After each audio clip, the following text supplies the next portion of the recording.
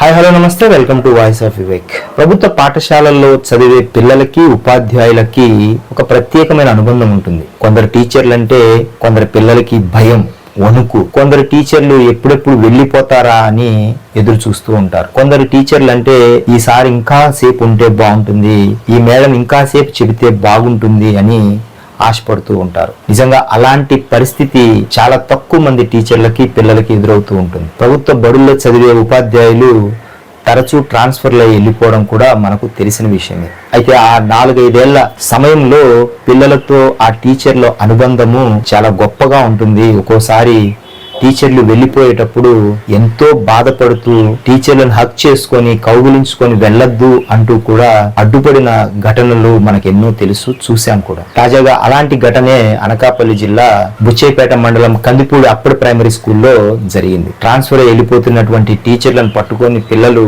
బోరుమని ఏడ్చి అడ్డుకున్నారు. టీచర్తో పిల్లలకు ఉన్నటువంటి ఈ అనుబంధము, ప్రేమ ఖచ్చితంగా వారిని ఒక గొప్ప స్థానాలకు తీసుకువెళ్తుంది భవిష్యత్తులో. ఎందుకంటే ఆ టీచర్ చెప్పే ప్రతి మాటని పిల్లలు విని ఆచరిస్తారు. తద్వారా వాళ్ళు రేపు దేశానికి అద్భుతాలు కూడా చేస్తారు.